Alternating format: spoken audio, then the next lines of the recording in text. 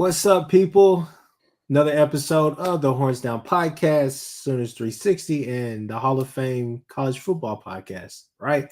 All three together, 3-for-1, right here. Your guy, Kchris with a K. You got Chris Mason on here.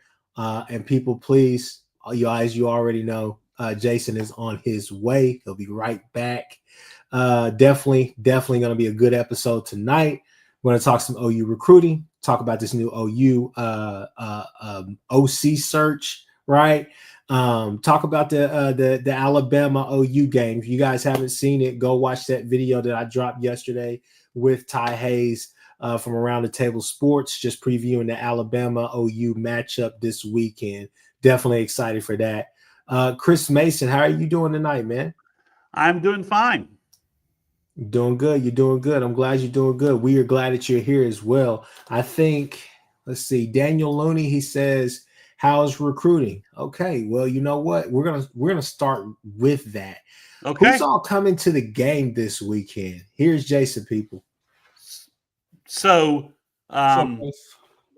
this is a working list. I think more folks may show up on by the time the list gets published. Lists get published a little bit later, but I'll just go through some names that I think are kind of important.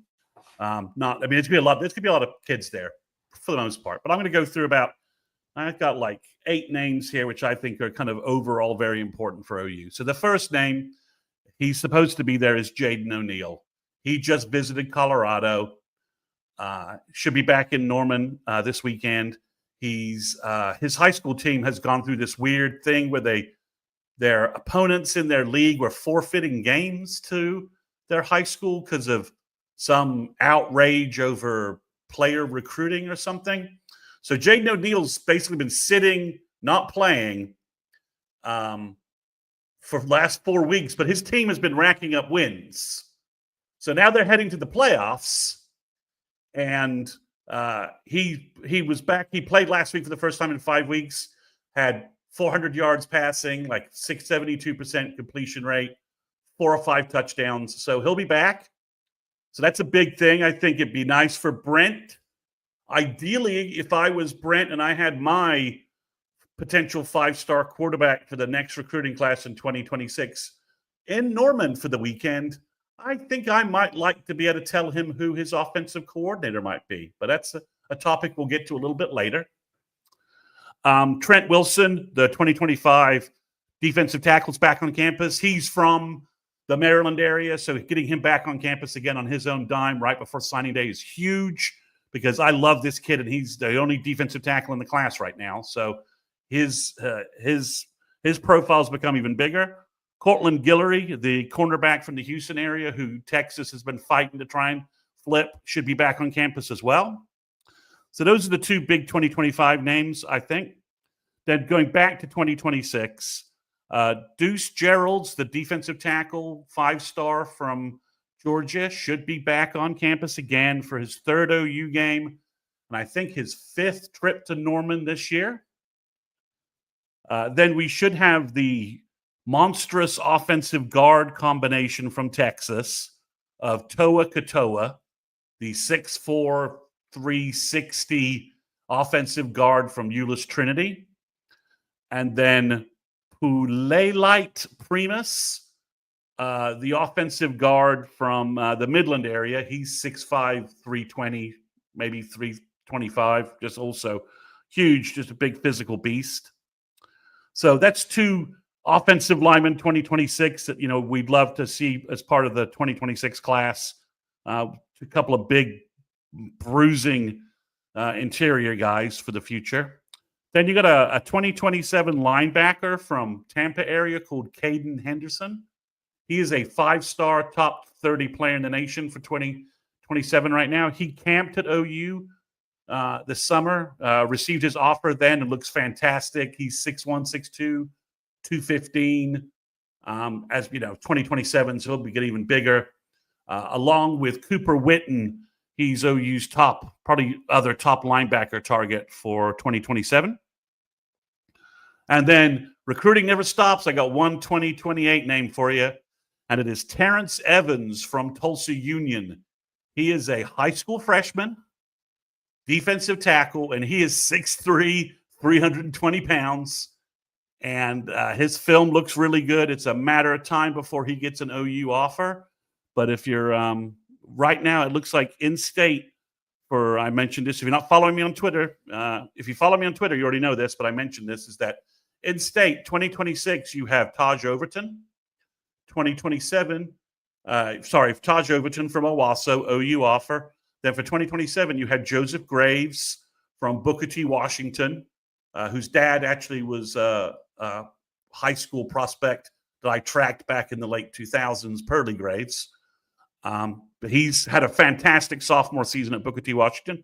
And now you have Terrence Evans at Union, who's 6'3", as I said, 320, and has offers from Auburn and Ole Miss already. He'll get an OU offer soon, I think probably in January, once his freshman year, sort of his freshman football year ends.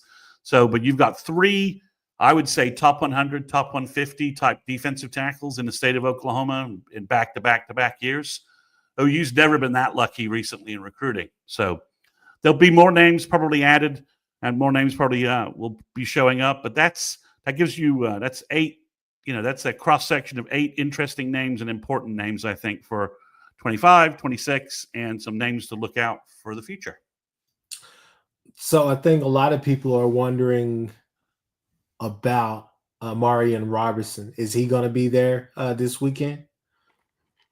He is not. He's never been scheduled to be there. I've never seen a post from him saying that he was going to be there. He was at a recent game a couple of weeks ago. So obviously Arkansas is trying to make a big push. He went to go see the Arkansas-Texas game, took an unofficial visit there. Arkansas is obviously making a big push. We'll see if they can really get anywhere with that. They obviously didn't have a good day against Texas on Saturday. They played them pretty well. But I think Omarion Robinson things will get tight. And he's one of the guys everybody's targeting because, he's a top 100 player on Rivals. I think he's an excellent safety. Obviously, Arkansas does not want OU to kind of get a pipeline going in Arkansas. Yeah, it looks like it's pretty inevitable, right? Well, Marcus Wimberly there's no doubt in my mind Marcus Wimberly is going to be a Sooner. I think he's locked in. But a Ramarian, obviously is a higher ranked guy. If you're Arkansas, you're just not going to be able to stand watching him making plays for Brandon Hall at safety at OU for the next 4 years. So that one, I can understand that, them going all out to try and stop that from happening. But I think he, if we're going to use a flip panic level meter here, I would say on Omarion Robinson, I would say it's about a 3. A 3 out of 10. You bring up the word flip, and obviously we have to bring up Fasusi. Yep, I know that seems like we're going to be beating a dead horse over the head with that one, but where are you gauging that at with the obviously the Twitter rants, the Twitter news that he's going to go to the Texas A&M game, he's going to go see Texas do this or whatever the case may be. You've been on both of our pods. You've been on your pod, your Patreon, constantly saying people like Texas is going to push really hard for this kid because they have been all year. They have been. It's like nothing has changed. It's just a simple fact that we're having a bad season. Okay, Beatonbow is still here. That's his guy. Family loves him. Family loves the atmosphere at OU. You've said that time and time again. So where are we at as far as the flip watch with Fasusi? So I think folks need to there needs to be something in context here about him making these visits. As Louisville lost in the high school playoffs last weekend. Okay. So his senior year's done. So he's kind of got free time he probably didn't think he would have, right? Because he would have thought his team was making a playoff run. So I think that's part of the visit part is like, well, I'm free, so maybe I should catch a couple, maybe I should just let some guys wine and dine me and catch a couple of ball games, right? And maybe I should just, go to a couple of places and see some football games. If it was just the Texas A&M game, I would not be that worried because if I was him, And if Texas A&M wanted to give me a couple of free tickets to go see Texas A&M, and I didn't have anything going on Thanksgiving weekend, I could understand that. That would make sense to me. Thanks, Jimmy Satterfield. That would make a lot of sense to me. So he may be taking his buddy Hutton with him to the A&M game. I think Hutton's locked into OU and is really kind of if they go to the A&M game, I think that's kind of like, well, we're just, let me see if I can get us, some premium tickets and, get a little hospitality from A&M on my visit, and let's have a good time, watching that Texas A&M game. So I can understand that if I was a high school teenager and my high school season was over. So I think this is all about Bill Bedenbaugh. Fasusi's just taking a look at a couple of places in case Bill isn't retained and his family decides that Oklahoma is no longer the place for him. So on a panic level, he's taking 2 visits to 2 big OU rivals who have big money. NIL desperately would take a 5-star. I mean, everybody in the country would take Michael Fasusi tomorrow. I mean, let's not kid ourselves. So I would say if you want the panic number here, if Amarian Robinson is a 3, I would say Michael Fasusi is at a 5. Okay. I mean, it's basically, and the way I give 5, it's 50-50, right?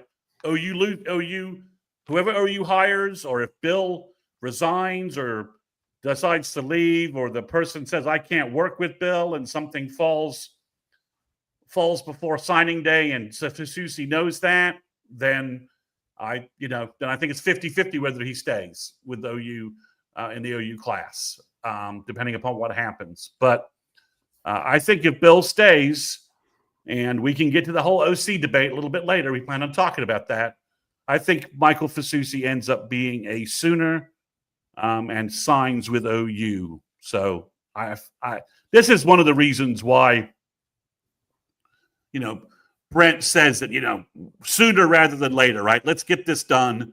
And along those lines is because really Brent needs to start letting the recruits know who's staying, who's going, and who's coming in. I think Brent, perhaps to his detriment, is too classy a guy. He's not going to let a bunch of high school kids sign with OU and then 30 days later pull a bait and switch on them. Come on, man. Lincoln did. Jeremiah Cradell, he committed and nobody knew who the hell the DC was going to be. A lot, man. Did anything surprise you, especially in the NIL era? Come on. No. But sadly, I think, or to his credit, however you want to view it, I don't see Brett being that kind of guy like, hey, dude, you just signing with me. You're taking my check.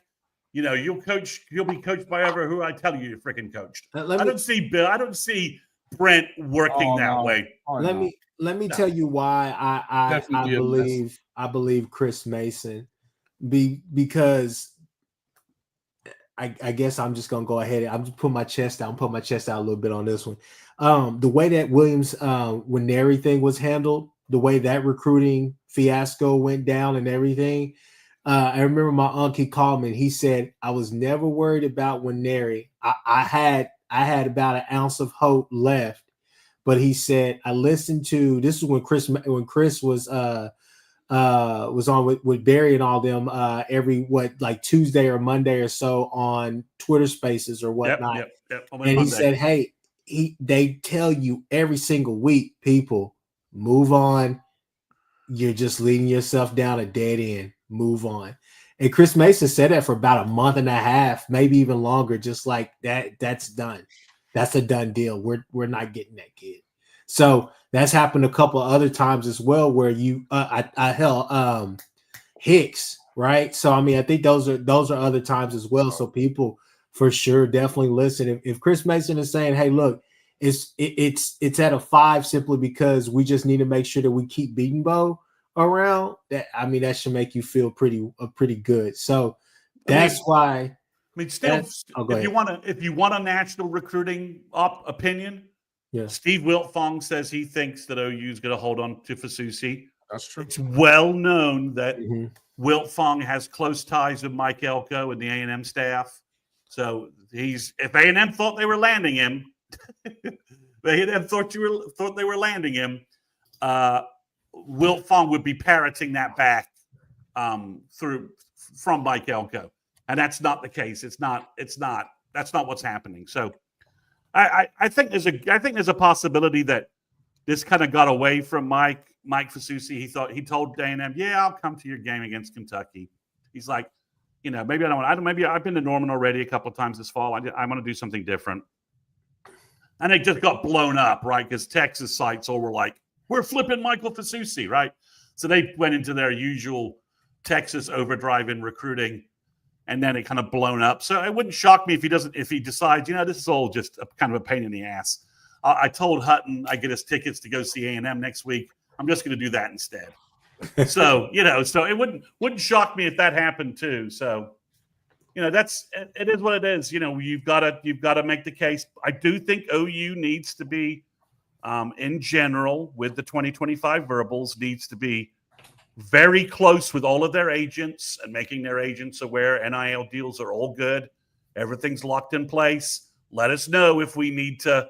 Let us know if you're getting pushed from folks, because we're gonna match. We're gonna match. We're not gonna lose our top guys. Nebraska is apparently trying to flip Cortez Mills.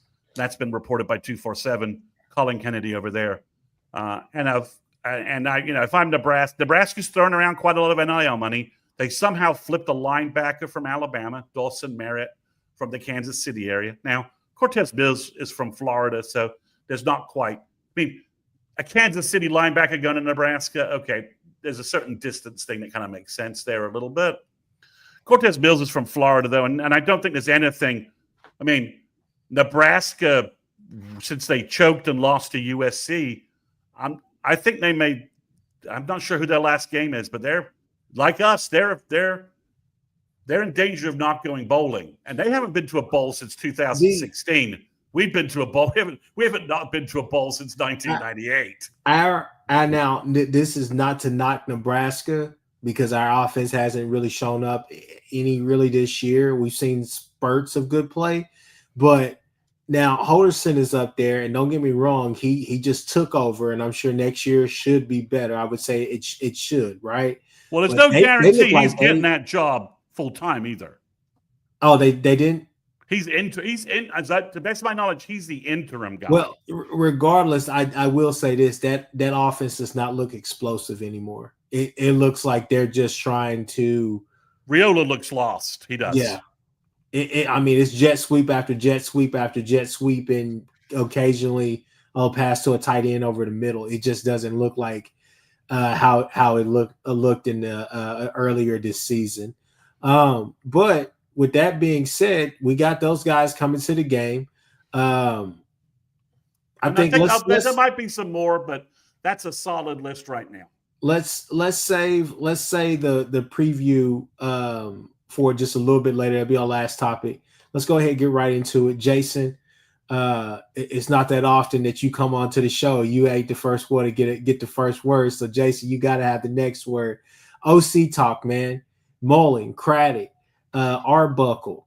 Those seem to be the names right now, like the three major names that everybody is talking on and off of every social media site, message board, whatever the case may be. Who's your guy and why, or will all three work? Just however you want to go off on that subject, go ahead. Well, I think if you're choosing between those three guys, it would have to be, you would want it to be Dan Mullen, I think, because we're talking about one of 16 head coaches in SEC history with 100 wins. So he's also coached a pair of number one draft picks, that kind of stuff. So to me, I think it's a no-brainer if you could possibly go get him. But it doesn't seem like that's really looking like that's going to go down. It almost seems to me like it's not going to happen when it comes to him. They are, listen, Coach Venables didn't say that it was over yet. He almost did. The body language that I read was that wasn't really very possible. And then we heard what the sideline reporter at Tulsa said the other day, which is that he told him when he asked him about it, he was like, Don't be pumping me up for no OC job. And then I've even heard, worse stuff than that came out of him, saying like, why would I go help a guy that I could get his job next year? So this is a kind of an example of what you need to be as a SEC coach. We got to get a little dirty. It's time to start getting a little dirtier. I think that you're going to have to do that. I think if you're going to, if it's between those three, I would definitely say that I like Craddock the most. The more I'm looking at the Ben Arbuckle deal, it doesn't look terrible. He's got John Mateer would probably almost certainly come with him. He's good, a little quarterback, man. I like the way. I mean, I don't love that they lost to UNM last week, but they still put up pretty good numbers, and he looks really good. But the thing is that they're playing a Mountain West schedule, so I have to also, temper those stats and everything else with the fact that they're playing the Mountain West. It's not like they've played Murderers Row this year. They've lost a game to New Mexico, and then of course they lost the other game. Now they have 3 losses? I think it's 3 losses now. 2 losses? Is just okay? So yeah, they lost the other one to just Boise State, right? Still, to me, I think if I'm picking between, I would obviously go with Mullen if I could, but at this moment I would be going with Craddock. I think that he's probably the best quarterback guy as far as coaching quarterbacks is concerned. Chances are, but I don't know how. I honestly don't know how realistic that one is either, because of the fact that he wants to bring his offensive line coach, which is his best friend, and like a co-coordinator there at Tulane with him. He wants to bring him. I guess that's a package deal. That would mean that you're going to have to either ship Bedenbaugh or give him another gig. And I don't think that that's even in the thoughts for Coach Venables. In fact, it shouldn't be. Not with – you're already having a hard enough time keeping this class together, apparently. So I don't think that's – I think it's pretty clear what he said yesterday in his press conference, that they're basically, he was sending out messages to the offensive guys in that class that this is an anomaly, a one-off year. It's not going to be like this in Oklahoma forever. They're doing whatever they got to do, and talking about, Bill Bedenbaugh, that he's going to bring in the real deal. I agree with that. I would tend to agree with that as well. So, yeah, some of the other names that you're starting to hear pop up, though, which is actually kind of,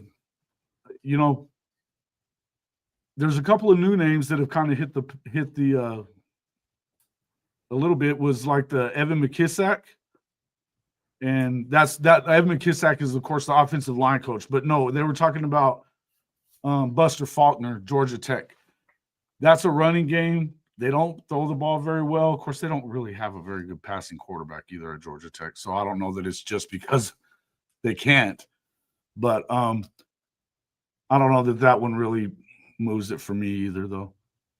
To me, I still don't – I feel like you still have to go and make a big name say no. I think you have to do it. So, all right. So the buzz I got is that Colton Ecke and Stein have said no. Okay. So how many times? How many times there, Mr. Mason? For what it sounds like, those engagements happened and they went nowhere. Right. Okay. Now I know that's a scheduling thing. Maybe their agent's saying, my guy's not going to talk to you until my team is done with the season. They're in the playoffs. He doesn't want this distraction or whatever. I don't know. Could be one of those. Could it be one of those circumstances? And for a non-head coaching job, OU can't wait. They've got too much they need to get done in December off that. So it sounds like Mullen's agent was trying to pump up the job to see if Mullen would take it. And that kind of got crossways between OU and Mullen's agent. But it doesn't sound like Mullen's an option at this point. I think it just push came to shove. He just wants a head coaching job. He doesn't want to try the assistant profile. The name I think we probably will hear bubble up a little bit more. I think if Craddock is, there was a while folks thought that Craddock was more interested in the FSU job. Now the FSU sites are saying that's not true. He's using FSU as a smokescreen. He wants the OU job. I'm like, all right, okay. But it sounds to me like the buzz I got from a source is that the Arbuckle guy has just been extremely impressive with the OU people. And then the guy was a high school coach 4 years ago. Well, I don't. He is obviously he's not a 10-year veteran offensive coordinator, college coach. This is the risk reward Brent has in front of him, right? Yeah. Every counter you have, Jason, the only answer is, yep, you're right. But he has been. He doesn't have. Washington State got raided of talent, right? With this whole, just like Oregon State got raided, right? Washington State got raided with this whole thing. Again, the Indiana guys, I think the problem is they're in the playoffs. You can't. They don't want to talk. Are they in the playoffs? I don't think they're in the playoff if they. And that's the other thing I was going to bring up is that Brent Venables didn't act like he cared if they were in the playoff. He just wanted to make sure that he had them in place as far as hired. He doesn't. Right, but I think he needs to announce them, right? Yeah. And he needs to set his coaching roster. But I think the problem is that their agents are telling OU they don't want to talk until their season's over. Okay. I think that's the case. Plus, Shanahan isn't a QB guy, so that's a problem there. I think it's a good, we'll see. Maybe one of the Indiana guys, maybe Shanahan decides if they get blitzed by Ohio State that maybe he's willing to talk. He's willing to seriously talk now. But I think Craddock, maybe he's FSU. He sees FSU as an easier path than OU. ACC defenses versus ACC defense versus the SEC, absolutely. Yeah. The defense, comparison I think is definitely easier. Give OU an ACC schedule for crying out loud. Shanahan could certainly hire a QB coach. He could hire the best QB coach he wants out there. But the issue is, I think with Indiana I think the issue with some of these guys is they're not ready to talk right now so that they could be named December 2nd. And OU can't wait much more than that. So, you basically got a hard line of hiring somebody by like the 9th, right? Signing day.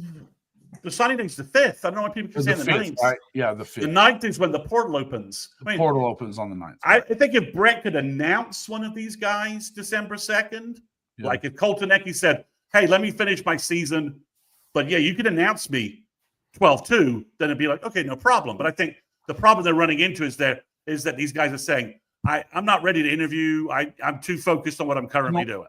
Yeah, but that's a smoke screen too. That all depends on how much. Maybe they don't want the job, and that's what they're using. Well, you can only engage so far.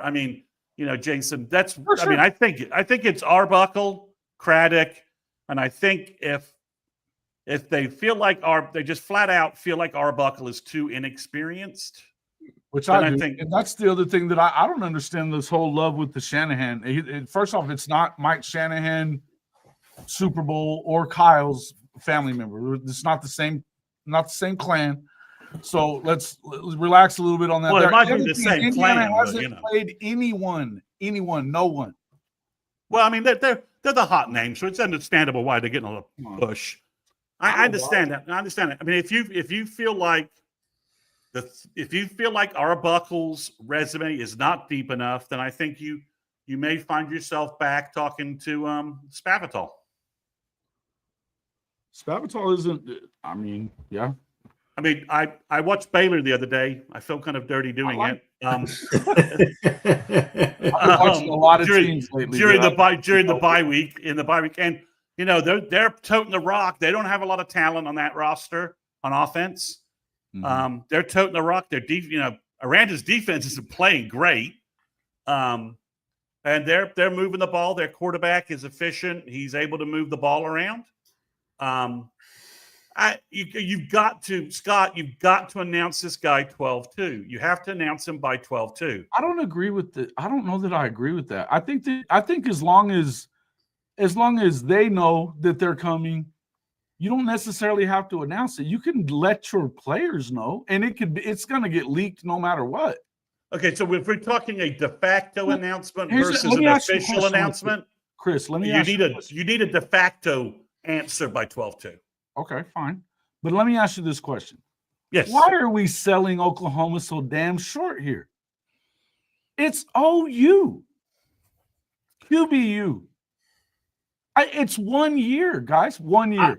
I think a lot of people, guys. I agree with you, Jason. I agree with you on that. I think I agree with Chris Mason too, but I'm leaning more towards you. I think that you can name the guy and then go from there. I mean, hell, even if you got Dan Mullen's not hitting the trail to go in. He may hit the trail to go see these kids, but I could damn sure bet you he's telling them, yeah, I'm going to have this guy or that guy come in and, you know, this is going to be my passing game coordinator, this and that. He's going to be a guy that's going to be really, really hands-on with you guys. I am going to be there. I'm going to push you and stuff, but I'm going to have this guy. But at the same time, I would prefer a guy be in place. December 2nd, go ahead and get that hoopla out of the way. But I think you could just name a guy and go from there. But I mean, I think we agree. We agree, right? The portal opens December 9th. OU has serious production they need to get out of the portal. I mean, everybody. Okay, let's just call it what it is. Anybody who's not playing in the playoffs, starting in the playoffs, is going to be in the portal starting December 9th, right? I mean, the names we want, which we went through last week, right? Again, back channeling it, I don't see how that's a problem. But but you've got to have the guy named. I mean, he's got to be named. Why do you? But back channels mean crap. Back channels mean crap in terms of if you want a portal quarterback committing to OU, you've got to have the offensive coordinator named. But I don't even know that you necessarily need to keep it under wraps either, though. Like what Benji said, well, I don't even know why you have to keep it under wraps, even if, like, what? So it's gonna be a distraction for the team. Is that what we're talking about? This shit is no. We're talking strictly. Say we need to roll back. So the first guys that are going to hear about this are going to be the recruits, right? Then the team, right? And then you need to make an official announcement during signing day week so that December 9th, when the portal hits, your offensive staff is for the most part established. If you're still looking for a tight end coach, so be it. All right? No big deal, right? But we all basically think we need a quarterback from the portal, right? And if it's going to be and even if it's an arranged marriage through our new offensive coordinator, the guy's got to get in the portal and he's got to know publicly that my guy is at this place. He signed a contract. I mean, this is what we're talking about, and this is the world we're dealing with. NIL contracts. I mean, the kids are going to sign. The high school kids are going to sign NIL contracts on signing day, not letters of intent. Basically, they're going to sign a meaningless, grant and aid paperwork from the university. But the only thing that's going to... That's what the front office is for, is it not? Well, but that's a different point. I'm just saying that you could disagree with me all you want, but I'm saying that you have got to, ideally after the LSU, after the Bama game. I'm disagreeing, really. I'm just asking. Oh, sorry. Well, as I understand it, Jason, with the letter of intent being demolished, on Wednesday, December 5th, the kids will sign grant and aid paperwork, Correct. which is the scholarship part of the university. Like that's your academic. That's what locks you in, though, too. That's what locks you in. What doesn't lock you in, that doesn't, it just gives you that. But what will lock you in is the NIL contract you sign. And once you sign that, you can't be contacted by other universities. That's my understanding on how this works. Okay. That's and it's no one has come out with like a lock, solid NCA document saying how all this works. I've heard misrepresentations of signing day from folks who really should have the lockdown information, and none of the sites have it, so it's still pretty confusing. But as I understand it, on signing day, you can sign grant and aid paperwork, which gets you your scholarship, and you will sign an NIL deal. I'm pretty sure that the scholarship part is and the financial aid is what locks you into the school, but it's neither here nor there. It hasn't in the past, though, Jason, because in the past, guys have done this and it didn't lock them in the way the letter of intent did. Maybe they're changing that. But the letter of intent is, I don't even think there is a letter of intent anymore, though. That's so they've abolished it. But in the past, you could sign a grant and aid paperwork, but it didn't mean you couldn't sign another grant and aid paperwork. You could, other schools could still contact you. So Steve G's got a question, which I'll get to I'll get to real quick. Go. The roster crunch. It all depends how many walk-ons OU's willing to keep on the program. That's a walk-on problem. That's a light issue. OU's been managing to 85 scholarships for the last 25, 30 years. Brent, the question is, are the 20 guys above the 85 worth keeping on the roster versus purging the roster of the walk-ons that aren't really helping and signing additional true Power 4 prospects? And how do you manage that transition? But the offensive coordinator, one last thing, I didn't mention this too when you were with us, Jason. Kchris and I talked about this a little bit. I get the sense that Arbuckle is viewed as kind of a, for lack of a better word, Zach Alley of the offense. Okay, and listen, he's growing on me. Arbuckle is growing on me, especially with the quarterback that would be coming with him. He's growing on me. Again, I think that it's a little risky. No, it's Kchris that's ball. He just went and showed us. So. I'm sorry, Jason. I'm sorry, Jason. No, you should be sorry to yourself. You just showed that you were ball, bro. You just showed that you look like LeBron dunked on you. So I mean, I'd like the fact Arbuckle is, Arbuckle's from Texas. He's got Texas connections. Mateer has Texas connections. So that makes that move a little more like it's a little less unseemly if we're even caring about it at this point, which I'm not sure we are. But I think that's where Arbuckle has come in. I mean, I watched some Washington State film. I can't say I've been a junkie and watched 40 hours of it, but man, they're just scheming guys open left and right, and they're making big plays and guys running with the ball. So it looks efficient. Will it have problems adjusting to the SEC? I don't know. I think his experience level and how does that work in the SEC are both legit questions. But the Mateer kid can play quarterback. That kid can play quarterback. He can, but they're going to have to. I don't love the only thing that I really don't like that I've seen is the split. It's 60-40 pass to run. I think you got to run the ball more. But I would just say that, in the end, if you could bring in a guy that's going to be able to play well, but do you really trust that Mateer is we talked about this infusion of money for the NIL. Is that really going to be the one? Is that really going to be the guy that we want as the quarterback? I mean, well, let's I'll be honest. I think this year the level of quarterback play in college football is pretty bad. If you're not Shadur Sanders, Cam Ward, You know, I mean, Carson Beck was supposed to be the number one quarterback in this class, right? And for 3/4 of the season, he's looked like crap. I mean, that's not a lot of superstar quarterbacks, I think, in the class and playing college football right now. I mean, if you ask me, you know, who the top 5, I'm trying to imagine who would be in the portal that's not going to be in the NFL draft. That's going to be a super elite guy that you can steal from somewhere. Yeah, and I'm having a hard time coming up with any names. Start tampering, man. Well, I'm okay. Come up with all right. So Jason, who's the 5 guys who won't go to the NFL that you would tamper tomorrow? 5? Yeah, I don't know, man. That's a good question. I like that guy.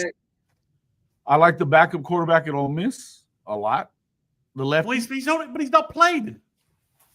He played really well against Georgia. You did see that, right? I did. But that was a quarter. I don't care. I like him. You're asking me who I like, who I would tamper for. Who is the guy that's out there right now? Maybe. I mean, we haven't seen a whole lot out of many people that are going to be around. Well, we're going to go get Carson Beck. He's looked terrible. I don't want nothing to do with Quinn. Right. Okay. So I'm just saying, if you go through college football, I'm with you.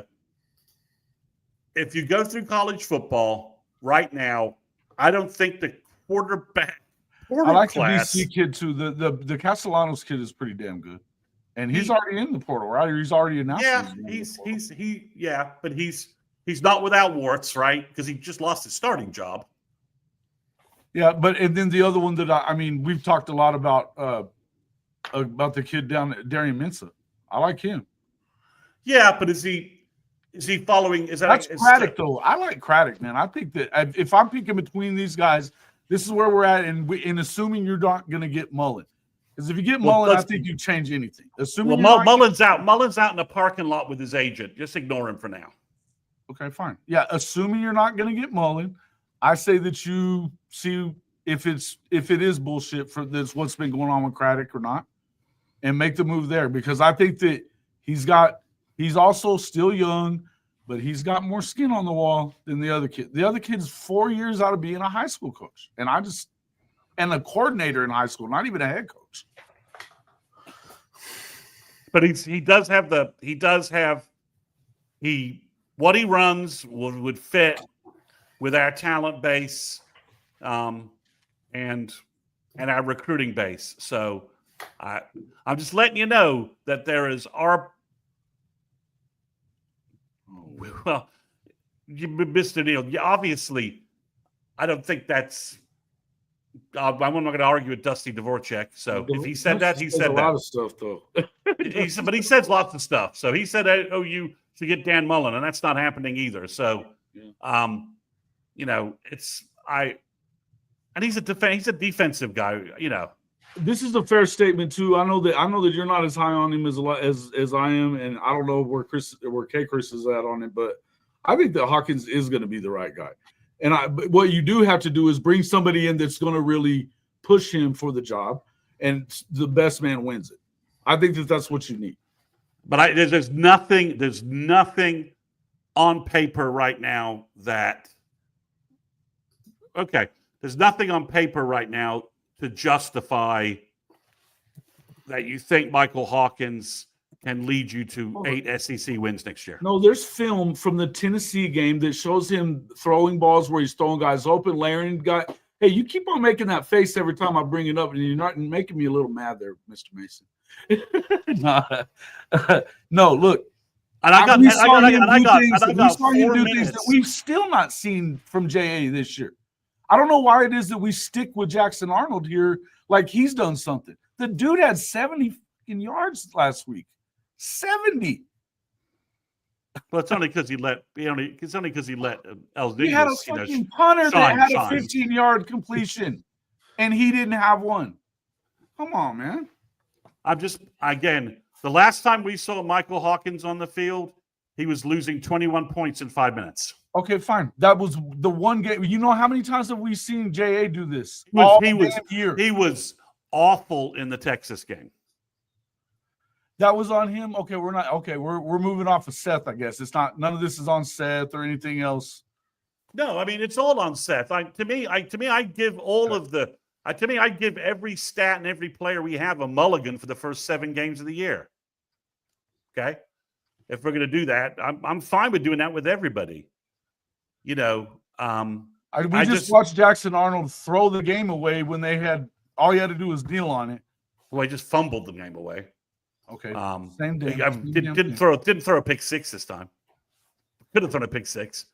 Hawkins is I'm gonna stick with Hawkins on my feelings on the thing, and I think that he has the ability. I like him as a prospect. I like him as a quarterback prospect. I loved him out of high school. I just concerned I don't know what he's been coached the last year. And if you're Brent Venables, you cannot trust your job on what you've seen from any of the quarterbacks. Yeah, we haven't seen Hawkins since Seth left, though. That's all I was saying. Well, I think I would like to think we'll see Seth. We'll see Hawkins at some point in the next 2 games, but I don't know. So Captain JFA, he ain't coming out, man. I don't get that part either. But that's a tip to the cap. Thank you for trying to be a good soldier in your final home game at OU. Thanks for some parting gifts and some. I mean, to me, you're arguing JFA and Hawkins versus quarterbacks like Mensa, Mateer, and other guys who have more experienced and are being more productive. And I don't think that's not. Yeah. You hit the mute button. Could you hire the right guy? Like, could you hire Craddock and all of a sudden Mensa and Hawkins are in a spring battle for quarterback? Sure. But okay, I'll give 6 for Chevy. I agree with what he's saying. I agree with what you're saying. It's just I'm Brent. My job's on the line. I'm not betting on Jackson Arnold or Hawkins at all. I can't bet on either one of them. If they beat out a guy we bring in, fantastic. Well, but that's somebody what I said to start with. I think whoever it is needs to win the damn job. I think it is. You need to win the damn job, and you tell whoever stays you're competing for the job. Beat them. If you want to be the starter, go beat them. But I think, you cannot go into next fall with both of those guys as your only quarterback option if they both stay. Here's a comment that I'm just a little bit tired of. Guys, we're in a different era, man. We're in the NIL era. We're in the era where players are leaving, players are basically quitting and enter the portal with 7 games, 8 games, 9 games left. We're in a place where it's either put up or shut up. Guys are having to grow up quick. You're not saying this about a guy like Lagway. Yes, in a perfect world, Lagway would sit for a year, maybe 2, and then be the guy, the phenom after that, right? That's how succession should be. I think people forget that the plan all along was, hey, let's get Jackson in here. Let's get him a year under his belt, just kind of watching, kind of doing this or whatever the case may be. Was there a mistake made? Yes, a mistake was made when you didn't make Joe John the OC from the get-go to at least give Jackson a chance to run the same system. I think that's something that people have to understand. Losing your offensive coordinator who, regardless how us OU fans feel about him internally, he was giving you top 10, top 5 offensive numbers, right? But at the end of the day, you're going to have to play these kids at some point. You can't sit there and hamstring them anyways, because at the end of the day, if Dylan stays, yeah, maybe our record is better. Maybe this happens or whatever the case may be. Better, though, guys? How much better? Come on. But yeah, I get that, but that's not the point. The point is that, yeah, if Dylan's here, then maybe we're better. Maybe we're marginally better, whatever the case may be. But if Dylan's still here, J.A.'s not playing. Fact. So J.A. comes back this next year off of 2 years of just straight rust, and then he looks just like this, and then we're in the same spot. You get what I'm saying? So I just don't think that this comment is – you can't really do that anymore, not that much unless you have a guy. I think a lot of Texas fans would probably rather see Arch, but they respect the fact that, hey, Quinn has been here. He's 3 years into this offense. Even though he starts slow and sometimes it takes him forever to get into a rhythm, he's still our guy, right? Like, we have that luxury. Other places you have the luxury, but right now you just didn't. Yeah, he's got to go take an antidepressant first before he plays well. Yeah, I mean, I think you, in terms of how the OC decision, I think probably it's Craddock, Spavital, or Arbuckle in some order. Brent is basically betting his job on the hire. Obviously, a lot of people are wincing at Arbuckle because it sure sounds familiar from a guy that we all hate right now. Down to the small Texas high school where he was from. Now, it's a different small Texas high school town. But I think that hurts Arbuckle. Again, I think the experience and the offensive style questions are completely justified.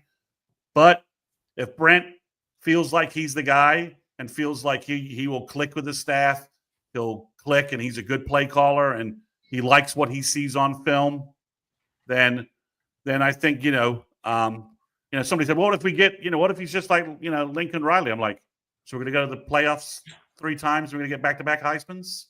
I'll take that, right, after what we just saw. So I think there's a question of fit there. And like I said, Arbuckle, if he wins it, it's because he's just been impressive as all hell with the plan of what he's going to do with our offense, and take over and what he's going to do. So I think Craddock is probably the more experienced fit. I get that. The issue with his offensive line guy, making the tight end coach. You can coach O-line tight ends and do the double O-line coach thing with Bill. See if that'll work. I don't see why that couldn't work. But I think the Craddock FSU thing is the thing that's it's a little bizarre to me. But to me, I wouldn't shock me if this isn't rolled back and we're not hearing about Spavital as more experience than Arbuckle, better connections in Texas than Craddock, and is not wavering as much, and will fit in with our current roster of coaches beautifully and set us up to do what we need to do. So we'll see what happens. There's a Caden Bell has been thrown around by Pete Nakos, national writer, the offensive coordinator at Pittsburgh. He's less experienced than Arbuckle. He's got an Alabama transfer quarterback, Eli Holstein, that's got Pitt going. So that name's been thrown around. And as you said, Jason, the Georgia Tech guy, I'm here in Atlanta. I watch Georgia Tech. They got like no passing game there. He's doing it with smoke and mirrors and just a super tough offensive line. And the offensive line guy is really their head ball coach. He's their O-line coach. Their head coach is an old offensive line guy. So that's really why Tech's winning games just had a grit and just running over people. That they don't have a lot of, I'm not sure that works against Georgia, and the defensive lines that we see having that little a passing game. So Jason, you're right. This is tough. This is not a great market of offensive coordinators out there, and 14 teams being in the playoff has reduced some of the available guys even further in terms of their availability. Fences, though, I still think you got to swing for the fences, and I don't know if it's because we're not really doing that or if it's because we're really being told no. I mean, they're quiet about it. I know you're hearing what you're hearing. We've all heard something, but it feels to me like I don't know why you have a hard time if you're Oklahoma getting guys. It doesn't make sense to me. I don't think they're having a hard time. I just think the names, I think that the playoffs and the portal have made this a more difficult situation than in years past. In years past, you'd have two guys who might be saying to you, nah, I've got something going on. I can't talk to you. And you could sign a class and with letter of intent in mid-December, and you'd be fine. I mean, signing days moved up, and the portal is much more important. So everything's been moved up. So you're almost in a list of guys that you can get. It's like, I'm an old philosophy logic guys. Do you know what Venn diagrams are? There's circles. You basically use circles. Yeah, there's circles, right? So the problem is offensive coordinators we want, right, is one circle, right? And then in the playoffs is another circle, reducing the group even further. And then willing to talk to us about willing to sign willing to have a contract done by December 2nd is another Venn diagram, right? So it's almost that the group it's a small group to begin with, and then it's and then the two other factors of the portal signing day.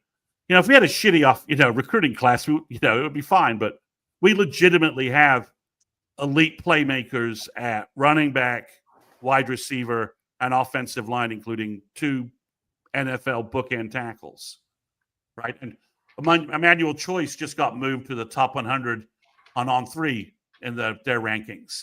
So we have 3 wide receivers who are top 100 type talents. So, and our biggest problems are at O-line and wide receiver. And then we're talking about a running back who is, Torrey Blaylock's had a fantastic senior year. I mean, the guy's a jet. He's a perfect complement to the other guys we have in terms of a speed home run hitter. So if we had a shitty recruiting class, this would be much easier. But you don't want to lose all those pieces, and it makes that and signing day moved up a week makes it more difficult. And then the portal opening makes it even more difficult because we know we want to probably, depending upon who we lose, we want a wide receiver, a quarterback, and at least one offensive tackle. But you can't be signing an offensive tackle if you don't know who your O-line coach is. That's true. I mean, you can't grab elite portal offensive tackle if we're like, well, who's going to be my O-line coach? No, we don't know yet. We haven't hired our offensive coordinator yet. Can't do it. You get that. You can't do the same thing at wide receiver, right? Who's going to be my wide receiver coach? Why would you?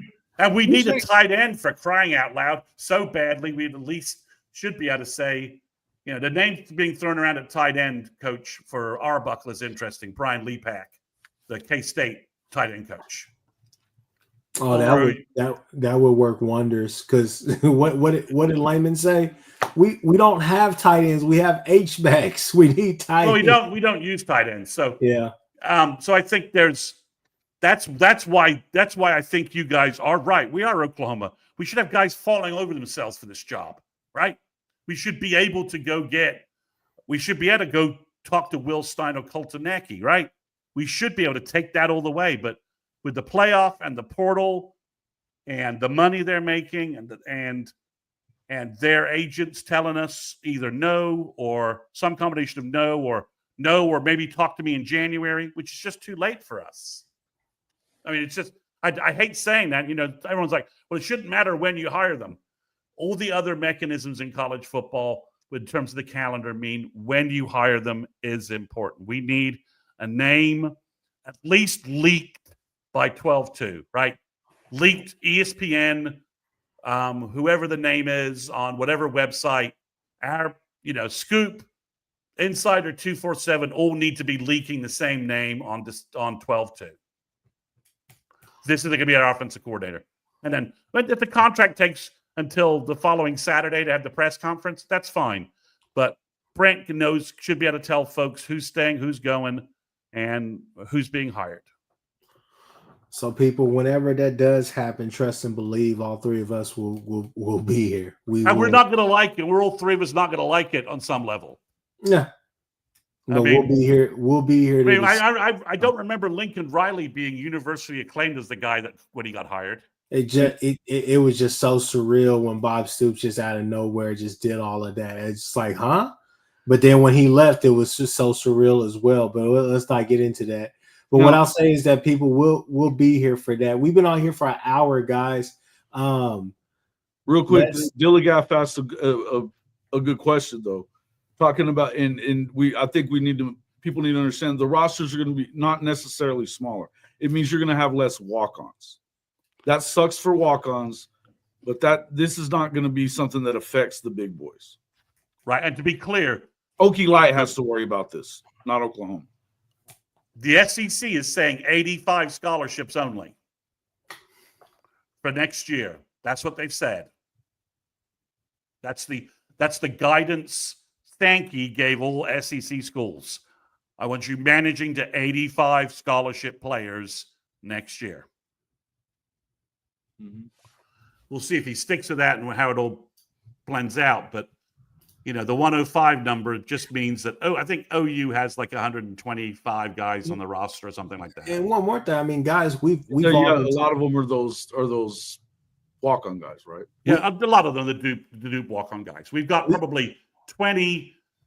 We've got like 10 preferred walk-ons that are worth a scholarship. You can only have 85 scholarship players now. Right. But they're saying we've got probably about 10. If we can stick at 105 without a problem. The issue becomes once everyone can have 105 scholarship players, what do we do with that preferred walk-on program then?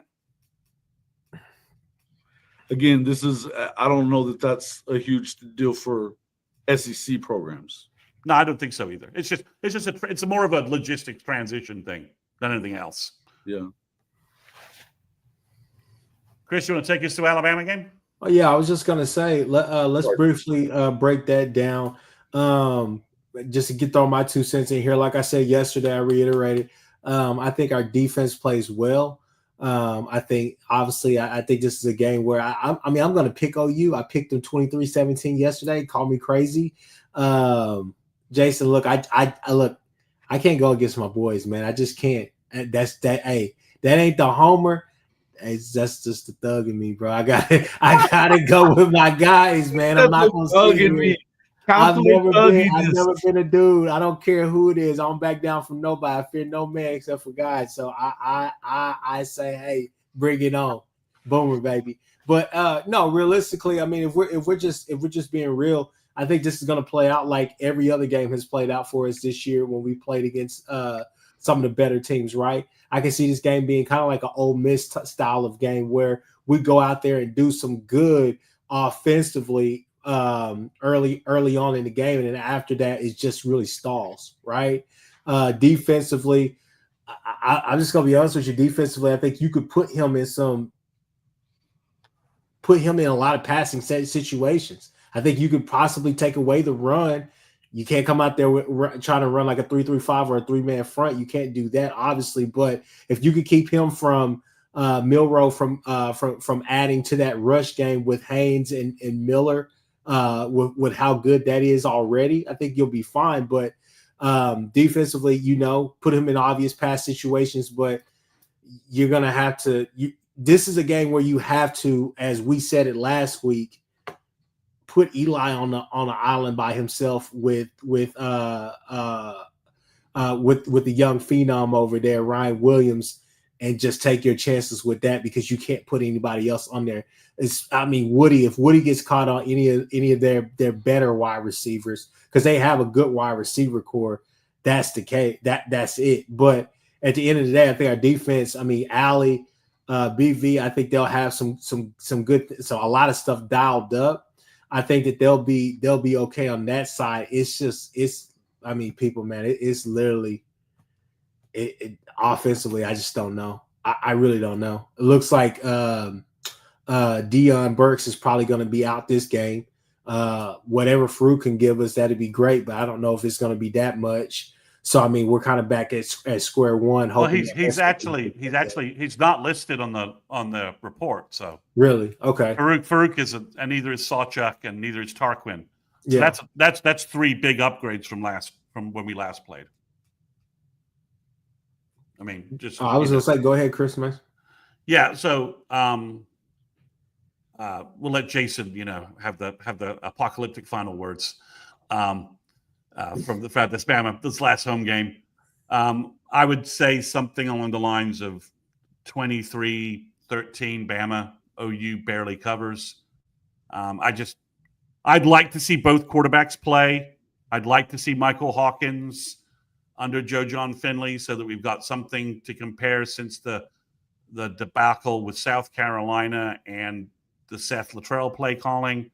I think if you could get Hawkins on the field with some run game, that could big. We need big plays, guys. Right? You have to. That's how you. We've got to get some team. You've got to get some big plays, and Hawkins' feet is one of our bigger plays. It opens up maybe the running game going a little bit. So, but I think the defense will play well. I think if the defense plays well and we don't, Milrose an enigma, right? He's mid game and short game accuracy's terrible, but he throws accurate bombs. It's kind of crazy, but that does worry me because we give up big plays in the passing game, and they've got Ryan Williams who makes big plays in the passing game. So it does worry me a little bit there. But as long as we can hang close in the first half, I think it's something like 23-13.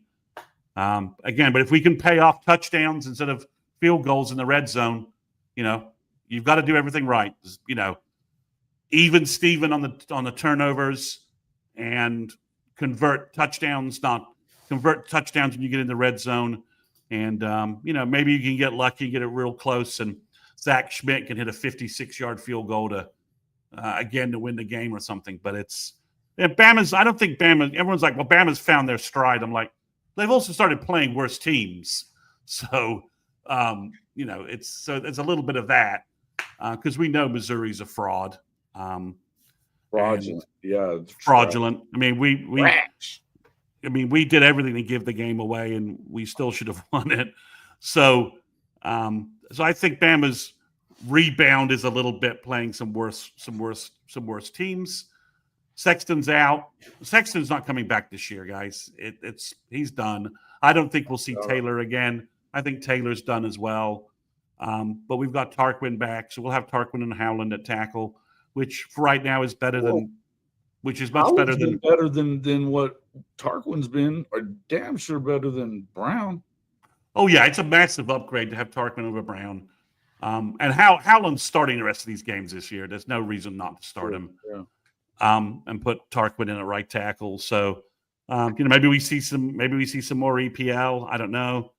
There's a chance. It's a final home game. I think we could see some more younger guys getting action depending upon how things go. But if you ask me for an actual answer, I'll stick with 23-13, and our quarterbacks. We end up settling for two. We end up settling for 2 field goals, which cost us. We should put have 2 drives. We'll end up having with some drives where we don't pay off the points we should, and that'll cost us the game. Yeah. It's not going to be that good. It's not going to be that good, guys. I don't know what we're feeling good about this game for. Whenever we got Jackson Arnold going in and he had 70 damn yards passing against a worse damn defense than what they're about to go up against. This Alabama defense has been very good over the last 4 or 5 weeks. Not just kind of good, very good. They're one of the best teams in the country on defense over the last 4 or 5 weeks. They figured it out on showing one thing, giving you another. They're doing good against the run. They're definitely doing well against the pass. Okay, Kchris, I told you this last night. I watched it. Look, the one chance that you have to make this competitive is you better freaking get Milroe off of his spot and do not let him get out of the backfield.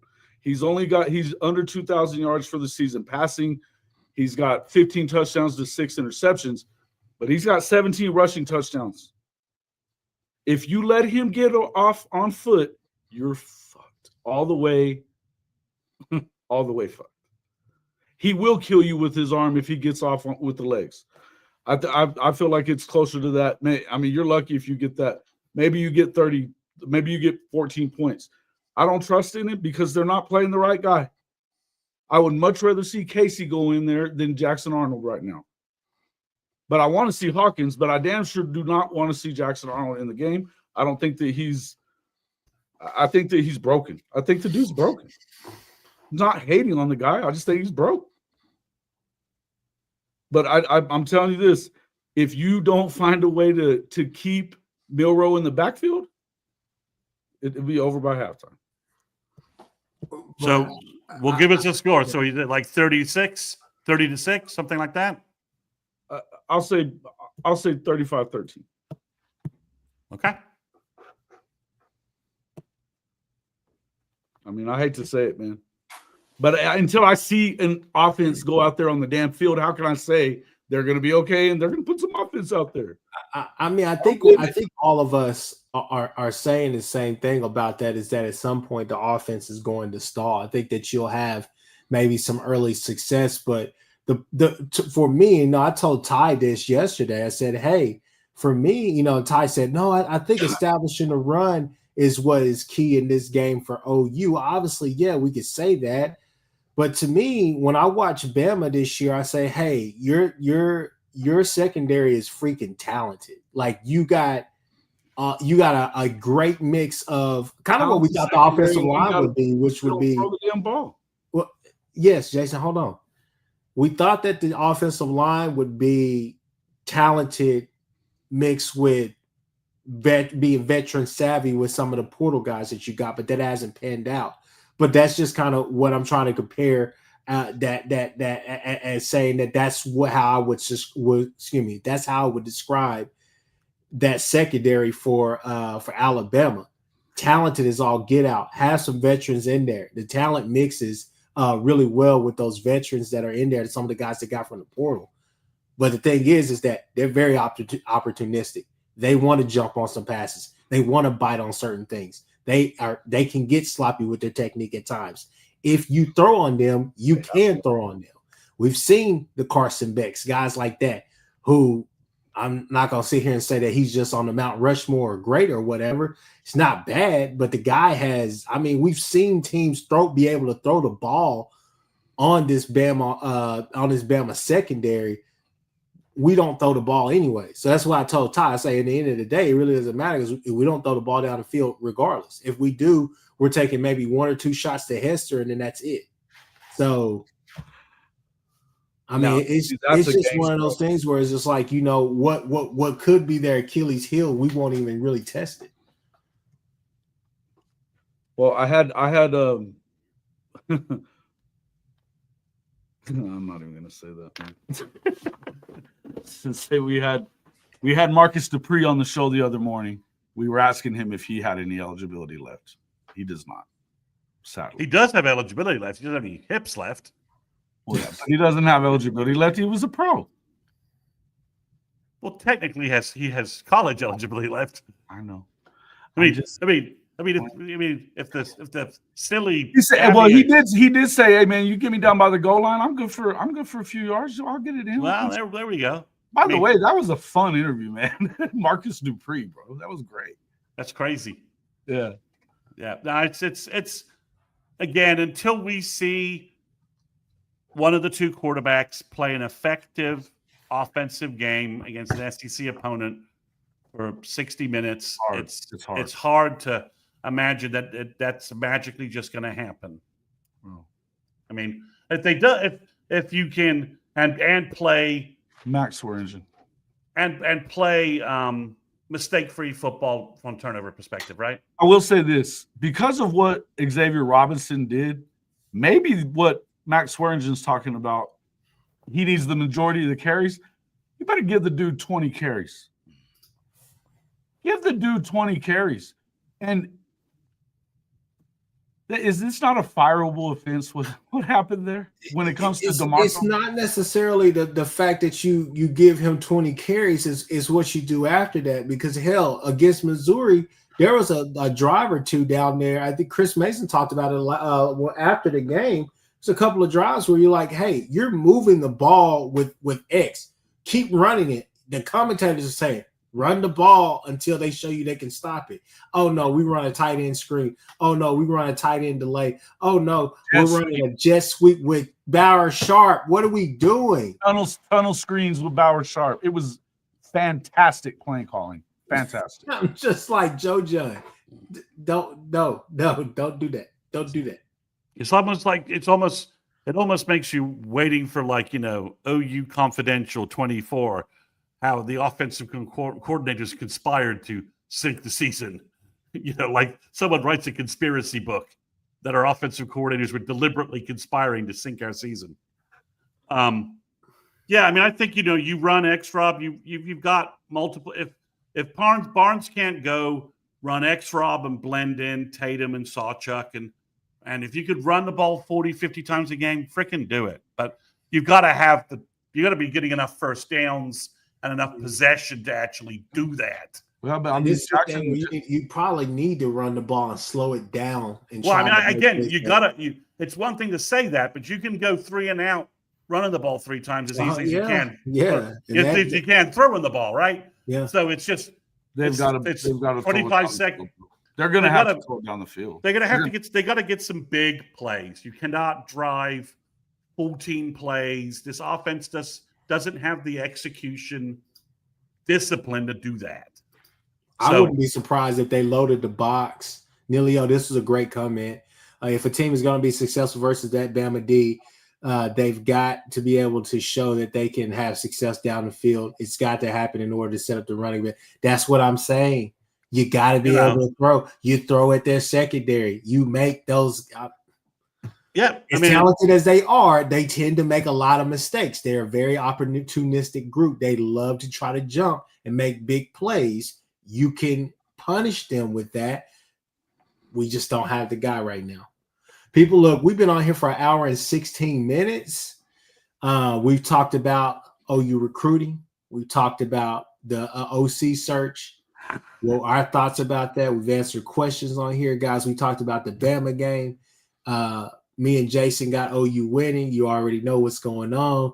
Kchris Mason, not so much,